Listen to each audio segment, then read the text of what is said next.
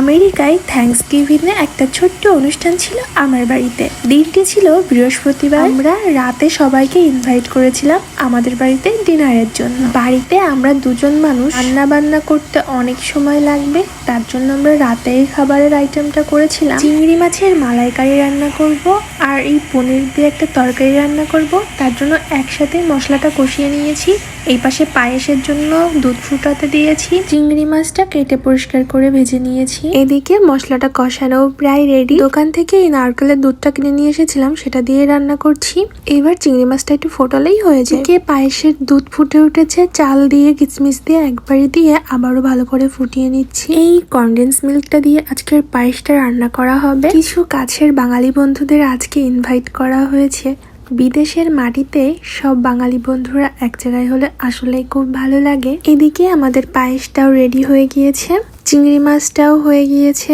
আপাতত এগুলো তুলে রেখে দিব, আবারও অন্য একটা রান্না শুরু করতে হবে। আজ সকাল সকাল উঠে রান্না বান্নার কাজ শুরু করে দিয়েছি। যদিও গ্যাসের চুলা 4টা আছে, তবে 4টাতেই সমান তাপ পাই না, একটাতে বেশি পাই আর 3টাতে একটু কম পাই। এখন হচ্ছে চাটনি। ওর হাতে বানানো এই চাটনিটা সবার খুবই প্রিয়, তাই সবাইকে যখন নিমন্ত্রণ করা হয় মেনুতে এই চাটনির রেসিপিটা থাকেই। যদি কেউ চাটনির রেসিপিটা চান তাহলে আমাকে কমেন্ট করে জানাবেন, আমি চেষ্টা করব রেসিপিটা দেওয়ার জন্য। এদিকে আমাদের পনিরের তরকারিও ফুটে উঠেছে, প্রায় রেডি।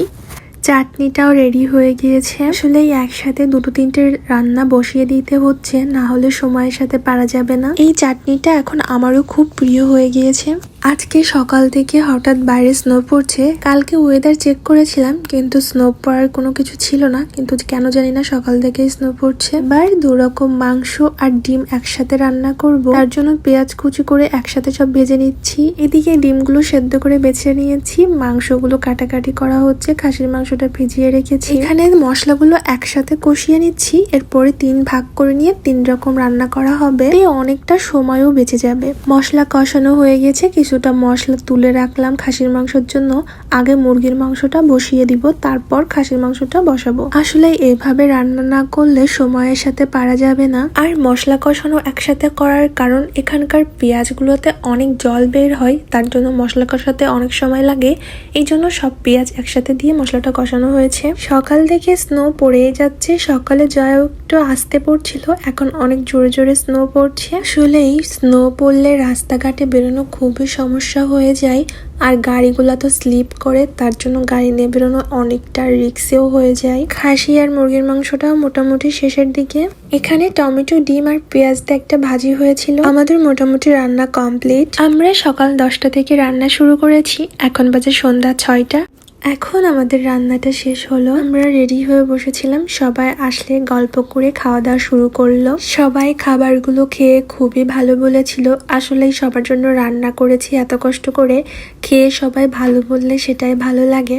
আজকে সবার আসতে একটু কষ্টই হয়ে গিয়েছে, কারণ বাইরে আজকে অনেক অনেক অনেক স্নো পড়েছে এবং রাস্তা সব বন্ধ। যেহেতু আজকে থ্যাঙ্কসগিভিং এর সবকিছু বন্ধ, এজন্য রাস্তা পরিষ্কার করতেও পারেনি। কিছু থালা বাসন ডিশ ওয়াশার দিয়ে পরিষ্কার করে নিয়েছিলাম, আর কিছু হাতেই পরিষ্কার করে নিয়েছিলাম। আসলে এত থালা বাসন হাতে মাজার মতো শক্তিও ছিল না তখন। ডিশ ওয়াশারে থালা বাসন মাজতে প্রায় অনেকটা সময় লেগে যায়। এখন সময় লাগলেও করার কিছু নাই। বাইরেটা তো পুরো স্নোতে সাদা হয়ে গিয়েছে। একটা দিনের ভেতরে স্নো পড়ে যে একটা অবস্থা হয়েছে চারিপাশ, সেটা আর বলার মতো না। আজকের ভিডিওটা এ পর্যন্তই, আবার দেখা হবে।